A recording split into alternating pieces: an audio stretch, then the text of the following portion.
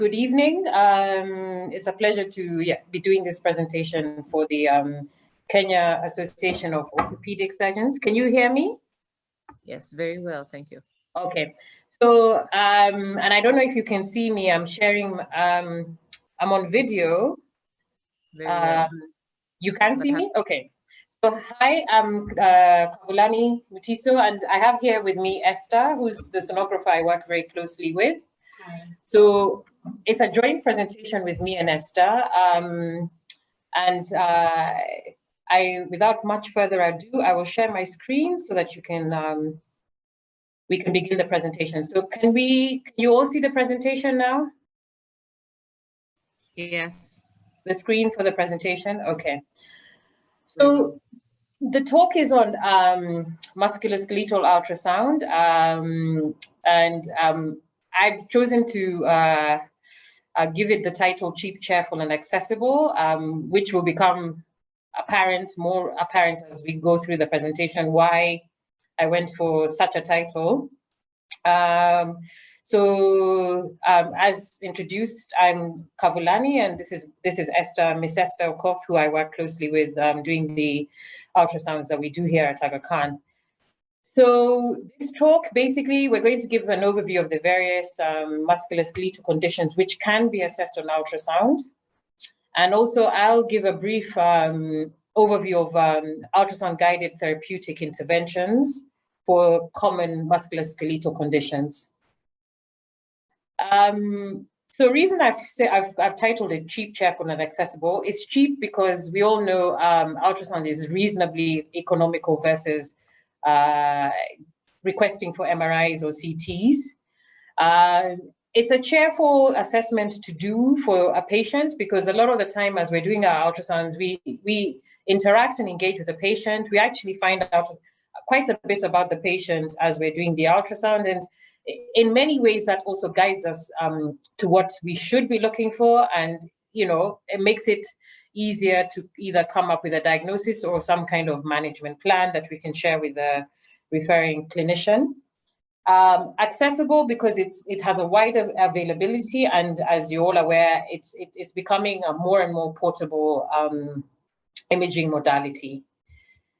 What can we assess and diagnose on ultrasound? So we can assess soft tissue lesions, we can assess muscular and tendon conditions, and we can also assess joint conditions. So the ultrasound assessment of soft tissue lesions, we can look at collections, cysts, abscesses, hematomas. Lesions that we can also pick up are the non-aggressive or non-worrisome lesions such as the lipomas, hemangiomas, ranging up to the more aggressive concerning lesions such as the liposarcomas, lymphomas, and metastases. Obviously, with the more aggressive lesions, there will be further imaging required and biopsy to confirm the nature of the lesion. So here is an example of a lipoma. I'm comfortable, just to add, most of these images are actually images that I have done over the years here at Aga Khan with Esther. So this is an example of a simple lipoma. It's within the subcutaneous soft tissues. It's well circumscribed.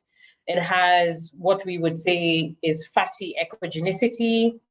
It doesn't seem to have altered any of the tissues around it, and there's no fluid. So something like this we would comfortably call a lipoma, and you know, it can be monitored clinically depending on whether it changes over time.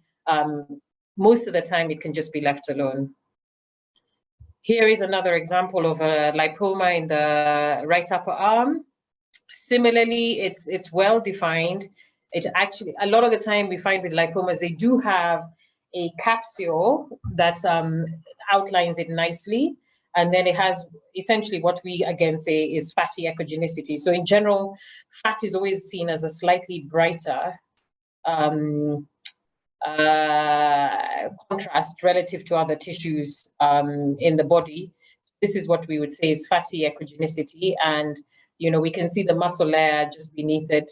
So again, a simple lipoma, something I wouldn't be concerned about, and I would communicate this to the clinician. This is an abscess. So we get quite a few requests for such soft tissue lesions, particularly in post-op cases. So we have essentially what is an hypoechoic lesion. It looks a little poorly defined. You can't completely see where it begins and ends. And it, more often than not, we can pick up increased vascularity within the lesion. And in these cases, obviously, we tailor the finding with the clinical details. So if the patient is post-op, if the patient is septic, this is almost 100% likely to be an abscess, or if they've had some kind of breach of this, soft tissues, penetration of the soft tissues, then this is most likely going to be an abscess. And the beauty about this is we can also stick a needle in and drain or aspirate for assessment in the lab. So here's another abscess. So we've got a irregular walls hypoechoic lesion with debris within it. This one shows increased vascularity, so we can assess the vascularity of the lesion, especially around its walls, which in this case we can see it has some increased vascularity along its inferior margin here. Again, an abscess, and this we would communicate to the clinician.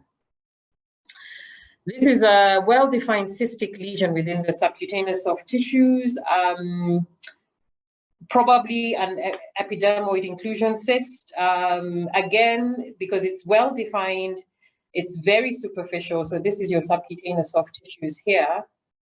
I would not be concerned about this lesion. It's also quite small. I don't know if I've captured the measurements. So it's about 1 centimeter in its maximum dimension here. So something that can easily be observed and rescanned in several months, just to make sure that it's not changing in any way, or depending, of course, on the patient's requests, something that can be easily removed without cause, as a day case, without interfering with any major structures beneath it. I'll also just talk briefly about ultrasound in upper limb soft tissue assessment. So the things that we assess in relation to the upper limb, the tendons, tendon tears, we can assess tendon instability, enthesopathy, Tenosynovitis. We can look for bursitis. We can look for lesions that are related to the soft tissues of the upper limbs, like ganglia, giant cell tumors, fibromas.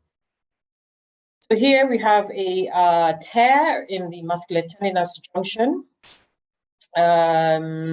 So the tendon, so this area here, there's a discontinuity of the muscle as it's still attached to the musculoskeletal junction. So we can pick up such abnormalities. Shoulders are common requests that we get. Sorry, my computer is. So here we have a nice image of the supraspinatus tendon.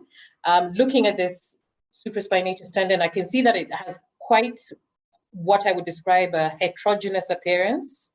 There's possibly some fluid in the bursa as well. So this would imply that the patient has tendinopathy.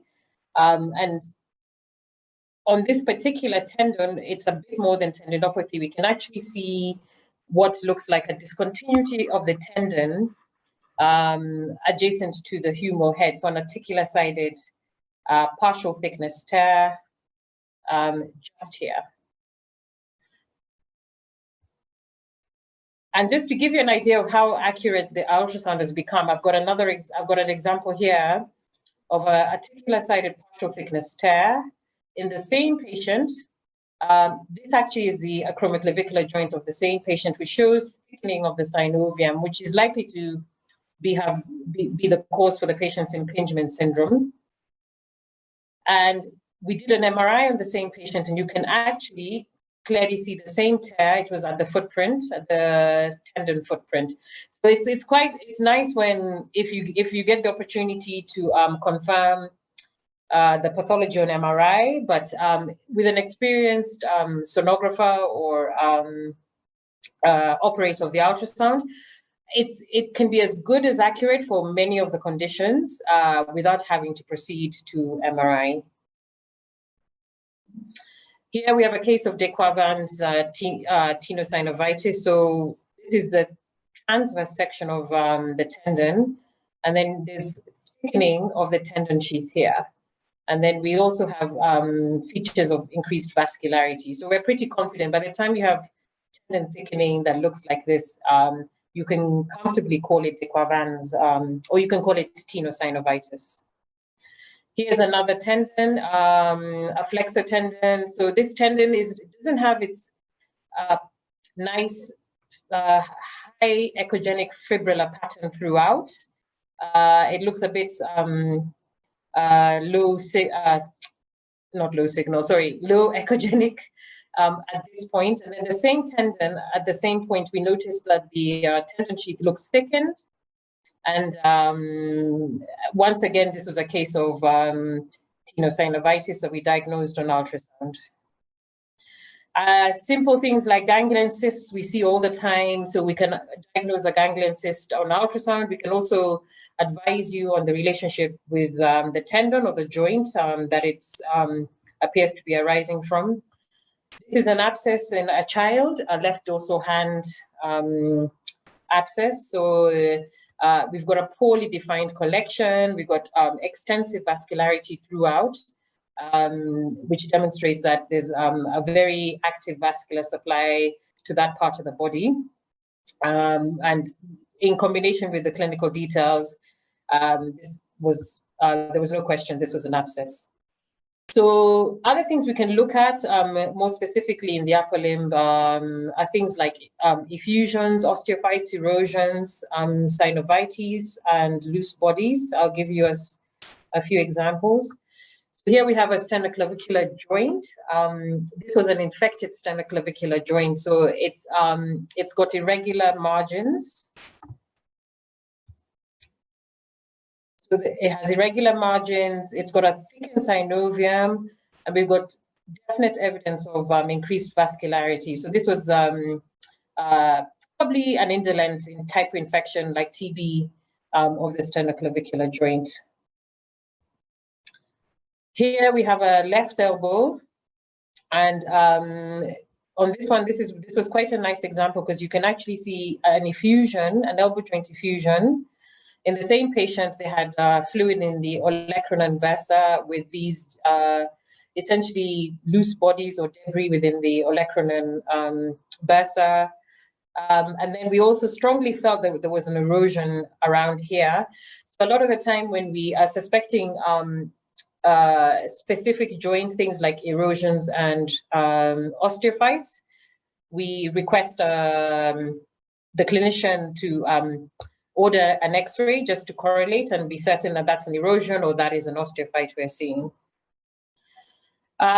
This is a nice example of, we get a lot of these from the rheumatologists when they're not sure if they're dealing with an erosive arthropathy or just osteoarthritis. So we can very clearly see osteophytes nowadays with the technology on the machines. So these are nice osteophytes. So actually, a lot of the time, the bone detail is actually very, has a higher sensitivity for picking things like small osteophytes. We've even picked up fractures. So these are osteophytes here, and then there's thickening of the synovium. This patient actually happened to also have increased vascularity with the around the joint. So this could well be an erosive arthropathy with superimposed osteoarthritis. So I'll hand over to Esther at this juncture to go through the assessment of the lower limb.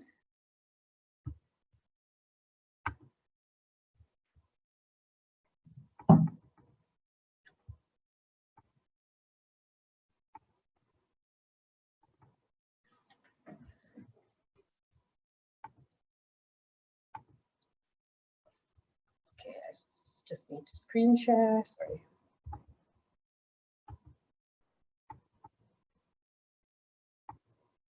Okay, are you seeing the new PowerPoint slide?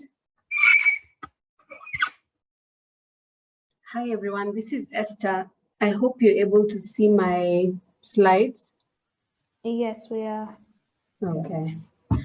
So what I'm looking at today is just lower limb assessment, something similar to what Dr. Kavulani has been discussing, only now we're looking at the lower limbs and particularly the adult hip, the pediatric hip as well, the knee and the ankle regions. And what we are specifically going to look at are things to do with effusion, bursitis. Sometimes there's also synovitis and tendinopathy as well. Sometimes also we get some degenerative changes which we also need to assess. And then as well, we also look at things like bursitis. So I'm just going to put them together and give a few images of some of the things we've been able to pick in the section and then discuss them with you as we go.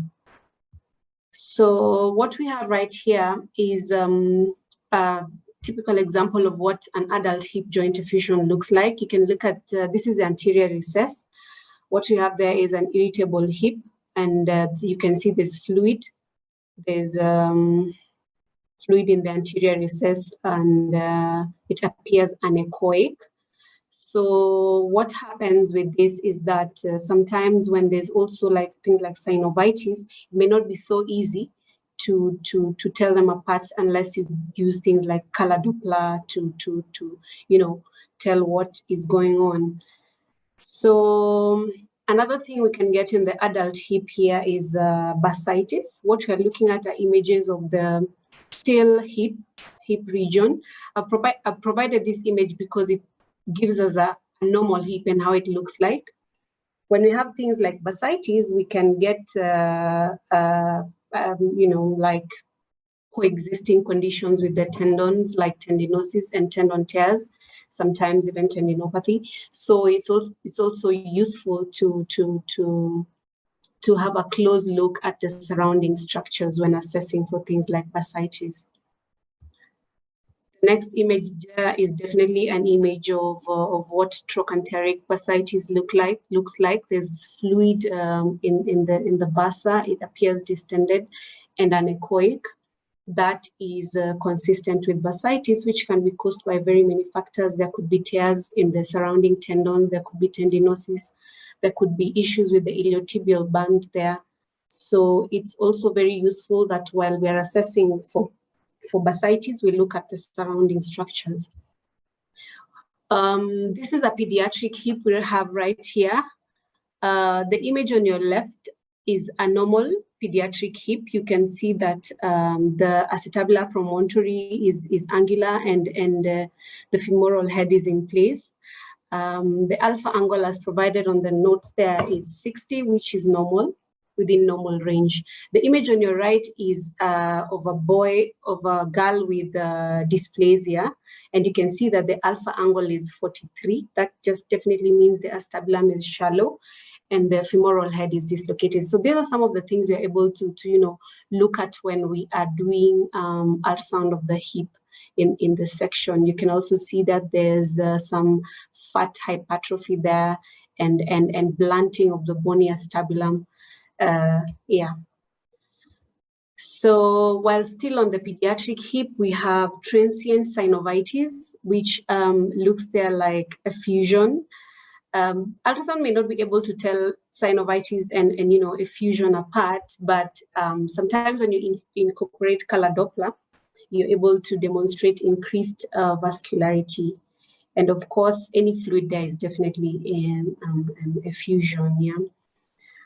So this is still on the pediatric hip. We are looking at what is a normal joint on your left and what effusion looks like on your right. So there's anechoic fluid collection on the anterior recess there, which is definitely consistent with hip joint effusion. So we move to the knee. What we have here is the suprapatellar tendon. You can see that at the insertion, there's what looks like calcific tendinosis. The tendon appears a little and thickened and a bit hypoechoic. Then you can see echogenic foci around the insertion site, which is just consistent with insertional enthesopathy. So this is still got to do with the knee, still on the suprapatellar tendon. You can see that on the image on your left, we have what appears to be an anechoic cleft in the suprapatellar tendon, which is consistent with, tendon tear. This looks like a partial tendon tear. The image on your right is complete rupture of the suprapatellar tendon with retraction of the tendon fibers, and that's why it appears the way it does. Still on the knee, we have knee joint effusion, which is often demonstrated well on the suprapatellar recess, and we see fluid in the fat pad there anteriorly. This is the best demonstrated when the knee is slightly flexed, and you're able to see fluid tracking through the fat pad inferior to the quadriceps tendon there. Yeah. Now this is bursitis, still on the knee. What we're seeing here is fluid in the suprapatellar bursa on your left. The blue arrow is pointing toward the fluid. What is up there is the suprapatellar tendon with a white arrow, and of course this other side we have the patella. So that is just definitely consistent with bursitis. What we have on our right is prepatellar bursitis. There's a bit of fluid and hypoechoic changes in the area above the patella and the infrapatellar tendon, and that is consistent with bursitis. So still on the knee, what we're looking at here are images of what cysts look like in the posterior knee. This is definitely the Baker's cyst, and there are different appearances during scanning. What is important to note is that Baker's cysts tend to arise from the medial aspect of the knee. So when you're looking for them, that is where you need to focus on. And these are some of the various appearances we get with cysts. So the image C, for example, is Baker's cysts with a what we call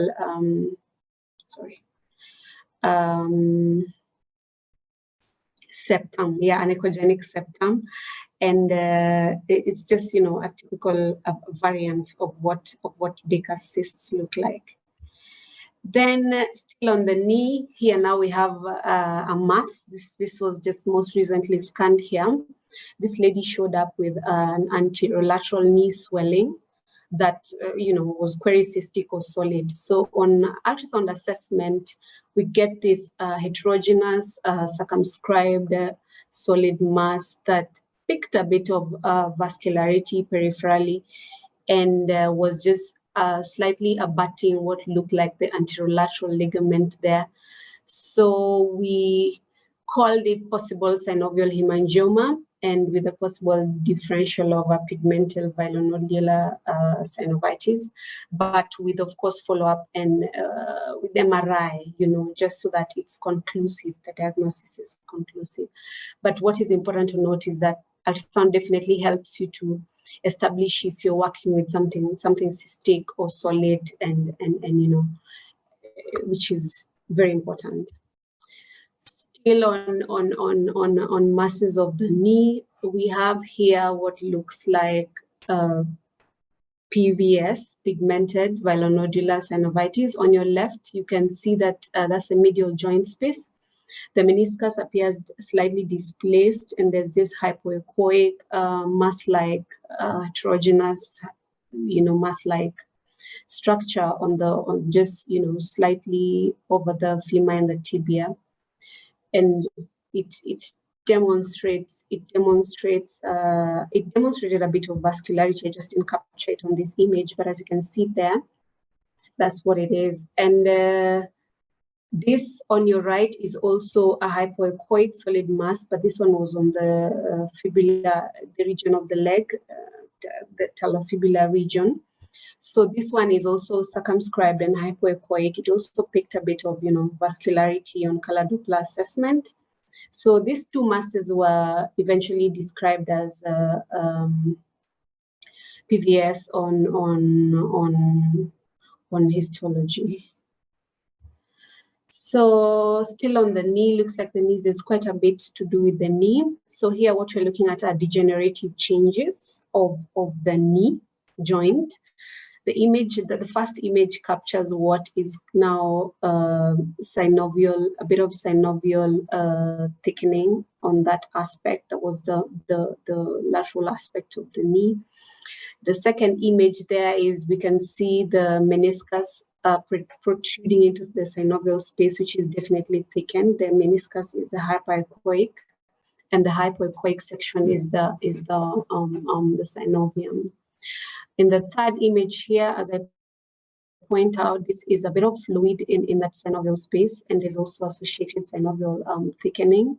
And my fourth image here demonstrates what looks like increased vascularity, and all these are consistent with some of the inflammatory changes we can demonstrate on the knee. So what we have here now is an ankle assessment of the anterior ankle recess to demonstrate effusion and synovitis.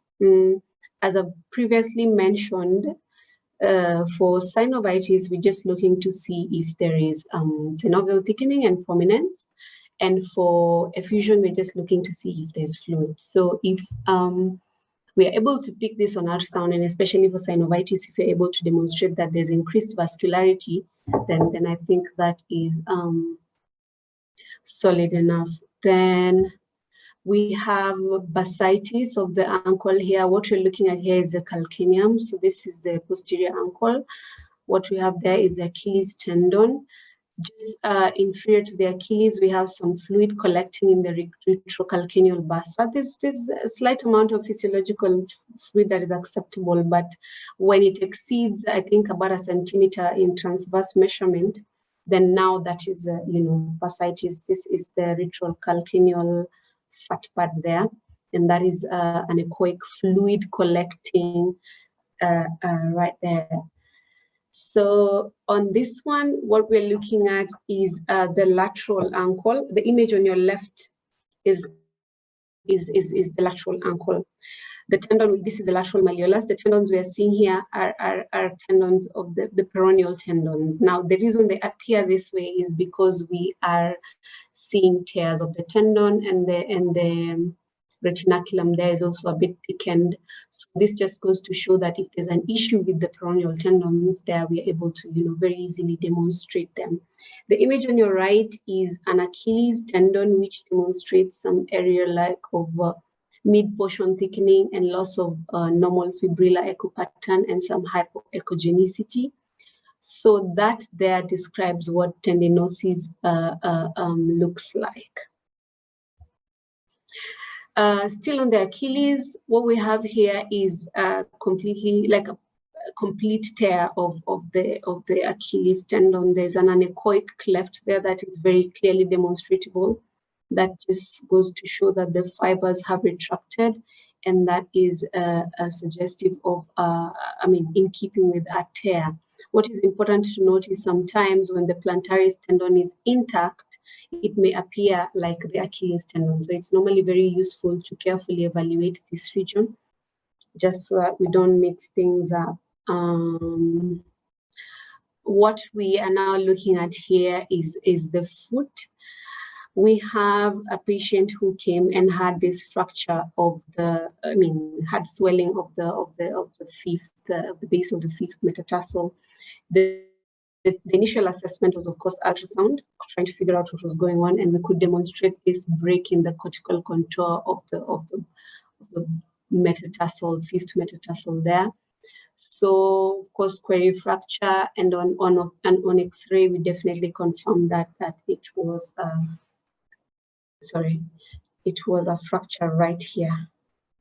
Yeah. And still on the legs, now we have the plantar fascia, which sometimes patients present with pain in the heel. So an ultrasound can help us to both evaluate for spurs, calcaneal spurs, and thickening of the plantar fascia, which is normally consistent with fasciitis. So this image here just demonstrates, this image here just demonstrates how you should do your measurements of the plantar fascia. The image on your right shows you a thickened plantar fascia, which is in keeping with fasciitis. As you can see, the fascia is a bit hypoechoic and thickened. The cutoff there is normally about anything more than 3 millimeters is thickened. Then we have an image here. This was also done here. The patient had an asymptomatic right heel. An asymptomatic right heel that showed a calcaneal spur, and the left heel, which was symptomatic. As you can see there, this is the fascia. That's the outline of the fascia, and as you can see right within it at the center, there's this anechoic clefts that look like areas of fluid collection, and there's also a bit of perifascial fluid and some edema. This is definitely keeping with the fasciitis and query partial tendon tear. And just to add on that, this particular image is it shows quite an interesting concept that you don't always have plantar fasciitis and a calcaneal spur do not always concurrently occur. So in this particular case, the right heel had the calcaneal spur, but the plantar fascia was actually normal looking.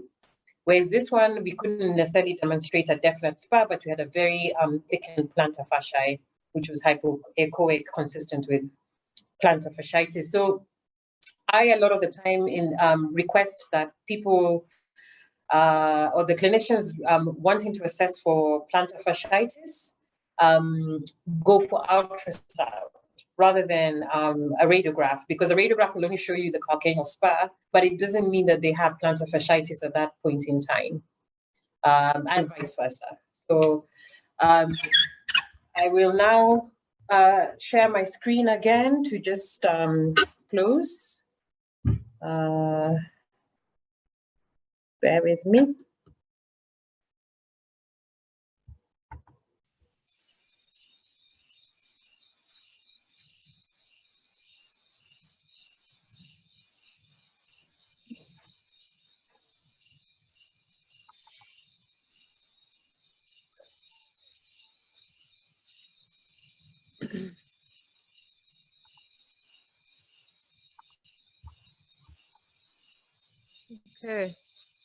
Okay, sorry for the interruption. I'm just going to talk briefly about ultrasound-guided interventions now.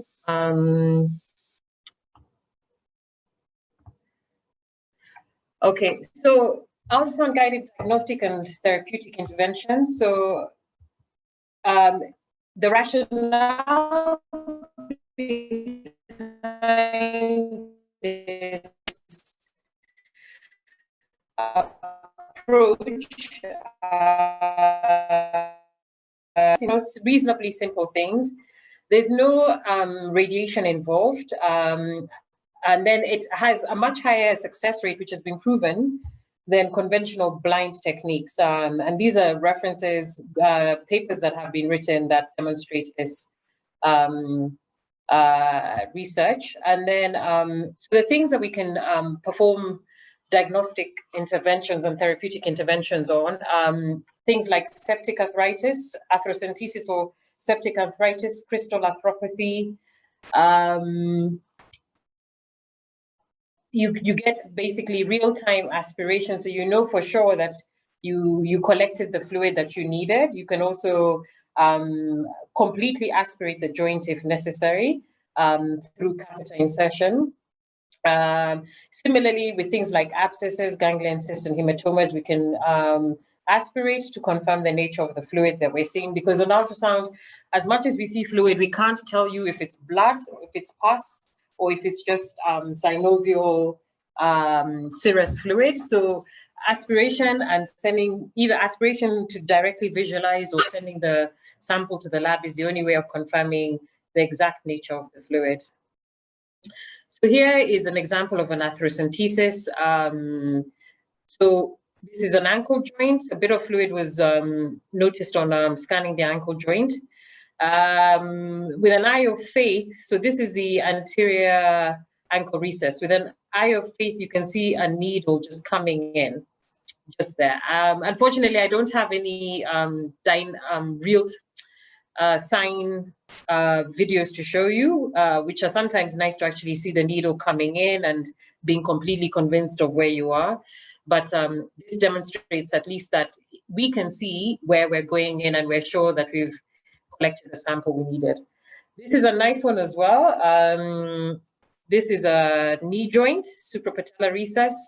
This is your nice needle bevel in the suprapatellar recess, right into the fluid, so we know for sure that we've collected some fluid there.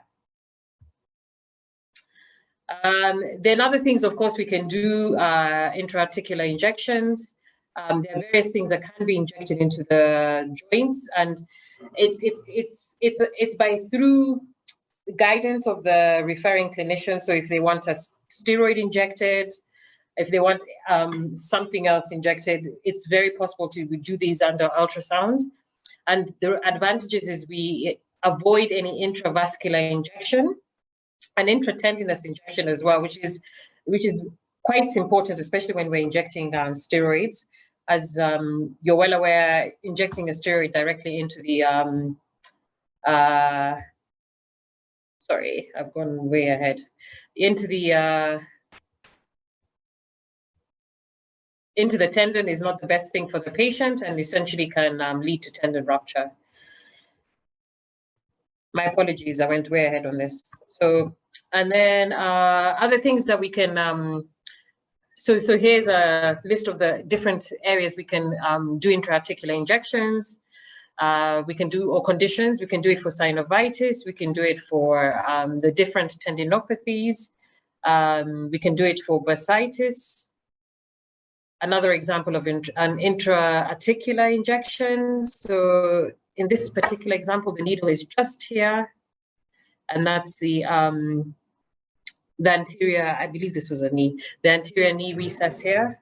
Sorry, anterior ankle recess here. Another example of a steroid injection.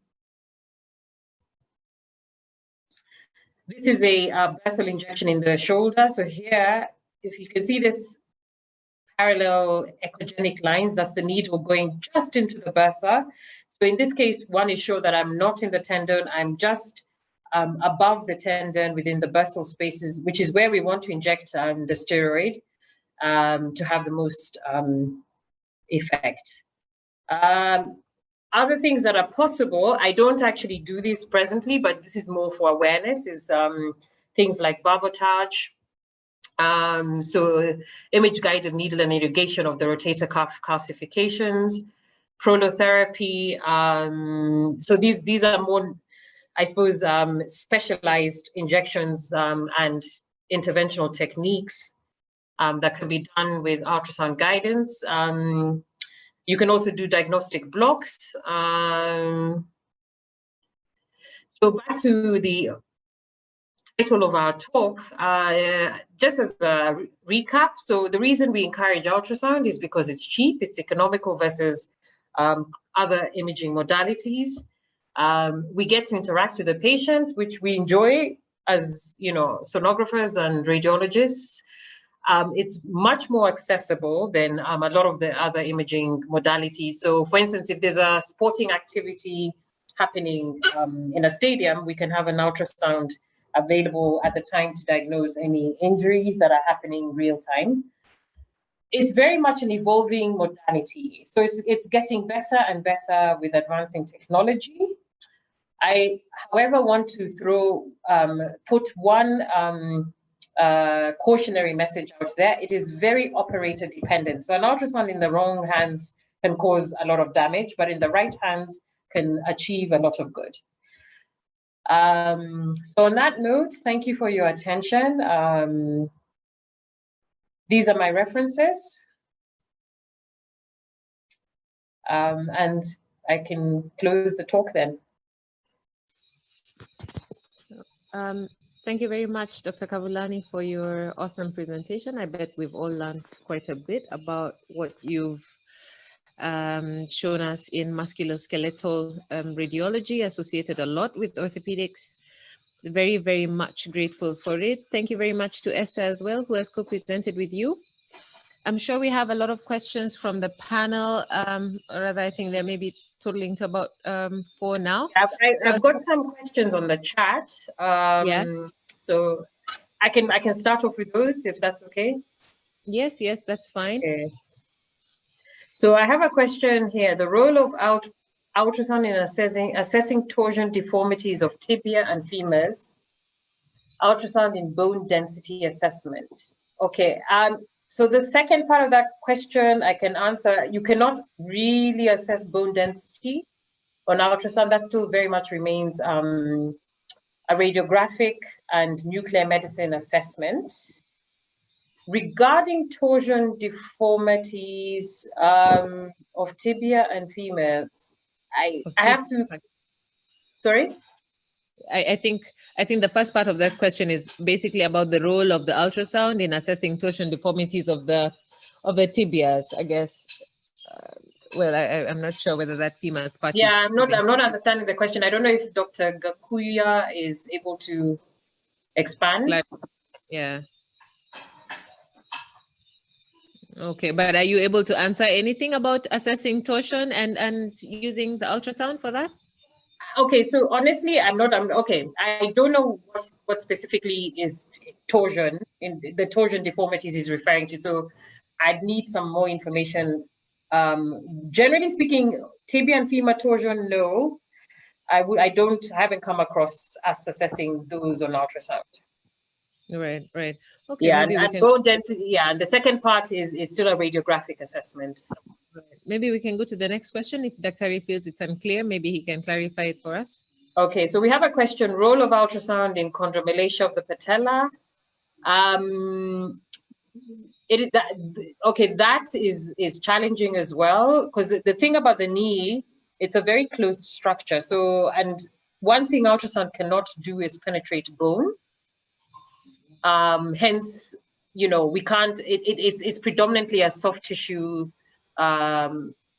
modality. So things like chondromalacia, only MR can assess that. Right. Okay, maybe we can go to the third question. Yeah, so we have intrauterine bone dysplasia diagnosis overview. I'll let Esther answer that because she does a lot of gynae obstetric scanning. Okay, so it's sometimes very possible to. It's sometimes possible to assess for intrauterine bone dysplasia, but it has to be done a little early, and then the diagnosis is of course not dependent on other things. There are some other things that have to be checked, like if it's chromosomal, if it's genetic disorders and stuff like that. But it's possible to assess for bone dysplasia intrauterine. Okay. We have a question: how often do you get requests for ultrasound for diagnosis of extensor mechanism ruptures / tears? Very often. These are easy to, often enough. I won't say very often. So I'm assuming we're talking about the quadriceps tendon, patella tendon. We get those fairly often, and because they're superficial structures, we can definitely give a diagnosis based from the ultrasound examination. I have another question: opinion on orthopedic surgeons learning musculoskeletal ultrasound in college or in service? It's a good question. I think you can learn. You can learn it. I mean, there's nothing to stop orthopedic surgeons learning it. But what I would say is there's something about having gone through the foundational training of ultrasound as either a sonographer or a radiologist. that gives you that iron that you may struggle to get if you're just focusing in on, like a joint or a soft tissue, because the skill we have, it's like a bit built on other skills that we learned with ultrasound. So again, like I said, ultrasound is very user dependent, and I mean you'd have to be very careful about learning it, and also knowing your limitation. So knowing, okay, I'm not sure what I'm dealing with here, I need to refer this on to a experienced sonographer or a radiologist to have another look. Then I have a question here. Are you able to organize a small course in MS ultrasound for orthopedic surgeons? Yes, I can. It's something I've thought about. I would be happy to do it in collaboration with the Kenya Orthopedic Association, so we can have that conversation about doing that. So Neema, these are all the questions on the chat. Right. Yes, these are all the questions that we have on the chat, and I think we're pressed for time. It's 7:19 p.m. Thank you very much again, Dr. Kavulani, for your awesome presentation. Thank you for answering the questions. I hope they were satisfactory to each and every one of our participants. I would also like to, at this particular point, hand over the meeting to our sponsors. Our sponsors are Menarini, and I think they have something that they would like to tell us today. Oh, I see that there is one more question from Dr. Vadgama, and he says he has a comment on the MSK ultrasound experience. I don't know if we have Dr. Vadgama on right now, but is your mic on? Can you share your experience or your comment? Yeah, you can hear me? Yeah. Yes. Thank you, Dr. Baruku. Thank you, Dr. Kavulani, for that excellent presentation. From an orthopedic point of view, I have started using ultrasound, actually the portable one. This is because of the need, based on this COVID situation, for, say, supraclavicular blocks. It's really nice, works beautifully. I'm amazed by the amount of scans you can do. And in office, I actually use it for, say, patients with tendon problems in the hand. And you can actually see a live view of actually what's going on. You can't report it because we are not, that has to go to the sonographers. Yes. So this, my opinion is, in the next few years, this instrument is going to be an absolute necessary for orthopedic surgeons. That's what my opinion is. From what Dr. Ezekiel Oburu has said, if the cost comes out, that's going to be great, because each and every orthopedic surgeon is going to need this. The last comment is, we've been giving, most of us give blind injections, subacromial injections, intra-articular injections into the knee. This is not the way to go. The way to go is going to be ultrasound guided. And if you look at it, it's really fantastic. Thank you. Thank you. Thank you so much, Vad. Yeah. Yeah, thank you, Dr. Vadgama, for those comments. And actually, I'm in total agreement with everything you're saying. It's like I closed in my presentation. It's an evolving modality, getting more and more sophisticated and portable with advancing technology. And one thing I'd like to see is we've got a huge sporting culture in Kenya.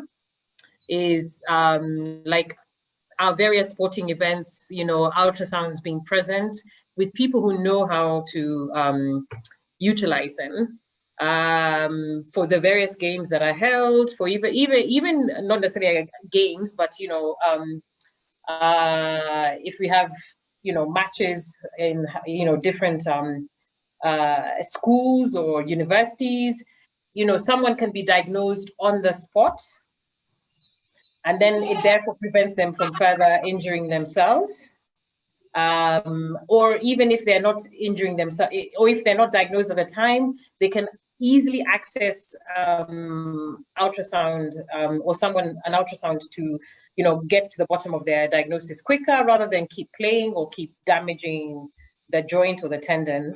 So I'm in total agreement. And, as suggested earlier, I would be very happy to work with the Kenya Orthopedic Association to offer training so that more people are able to do the various things with ultrasound, including ultrasound-guided injections. So thank you for those comments. All right. Thank you very much, Dr. Ari. I think you need to charge your computer though. So I think everybody has been well pleased with the presentation today.